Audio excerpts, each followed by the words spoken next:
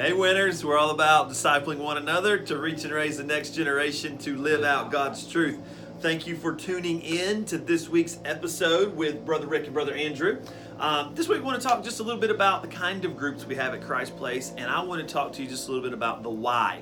So at Christ Place, we used to be Blackshear Place, and we were a very Sunday school driven church. Well, a few years ago, we got a little hipper and changed our name from Sunday School to Bible Fellowship because we really wanted to emphasize the Bible and fellowship, that community aspect. Well, we got really hipper and then we changed it to groups. And we changed it to groups because our groups at Christ Place are really more than just Bible fellowship groups. There's all kinds of groups that kind of fall under a heading of 5 criteria that meet a group that we've talked about before. But something we've done recently is we've started a lot of off-campus groups. And some of you, maybe you're wondering why. Does this affect our on-campus groups? Is this a bad thing? Are we changing what we believe theologically?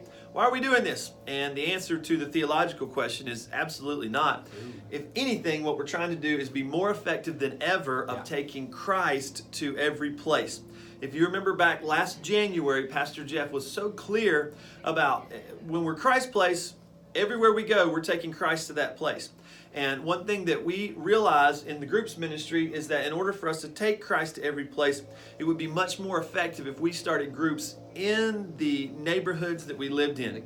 So we can actually start reaching out to our neighbors and inviting them to our homes. Because we know that people are a lot more likely to come to our home than they are to come to the church. Now, does that mean that on-campus groups are any less important or we're doing those any less? Absolutely not. On-campus groups are thriving.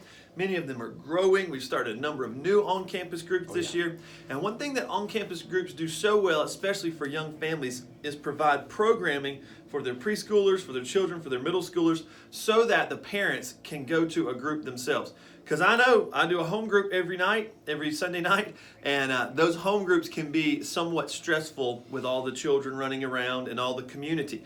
So they're great, but we do on-campus and off-campus. And the why we've taken groups off-campus and continue to do them on-campus is to take Christ to every place. So you'll hear more about off-campus groups in the future because we want to continue to expand those. We also want to continue to expand our on-campus groups. So Andrew's going to tell you a little bit about the kinds of groups we offer here at Christ Place. Yeah, absolutely. So we wanted to walk y'all through this because this is exactly what we present each time at your place. Our big focus that we try to give everyone who comes through your place is their next step. And really their next step at Christ Place, once they come to a gather and worship service and they get connected in your place, is we want to encourage them to go into a group. We tell everybody that comes through there, we say you're really not plugged into God's church until you're coming to worship and you're plugged into a group as well. So we encourage them every time. That's probably why you see a lot of new people come to your group, maybe right after a Your Place session. So this is what we tell them. This is how we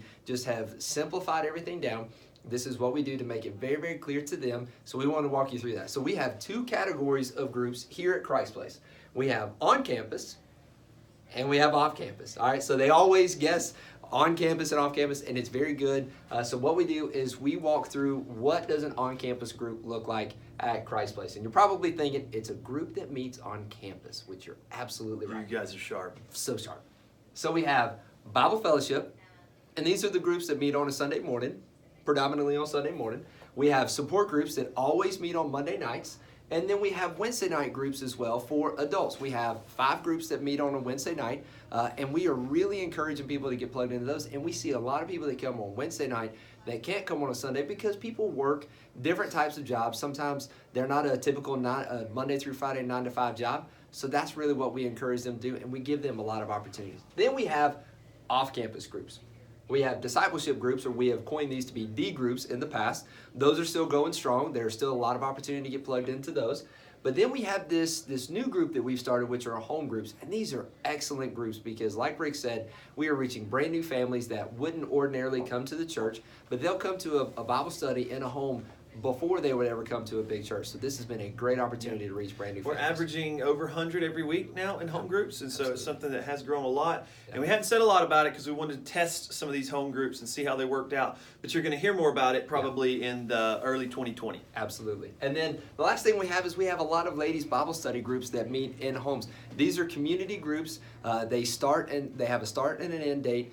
They go through maybe a video series or a book study that they do together, but they're great. And if you're interested in those, you can let me know and I can help you get plugged into one of those as well. So that's what our groups look like at Christ Place. We want to be very clear. We want to be very simple. We also want to give people a lot of opportunity to get plugged in because, like I said, sometimes Sunday morning groups doesn't work for everybody, and that's okay.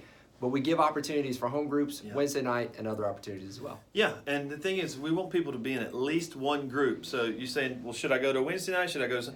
Look, we don't think you need to be in more than one group, but if you really focus in on one group and leading that one group, we think that you can see a lot of life change through that. So Absolutely. Hope this helps on the why and on the what we're doing in groups a little bit. If you have any questions, man, let us know. So we've answered the why, we've answered the what, now the who, and this you guys, because you're winners. The who is you. Absolutely.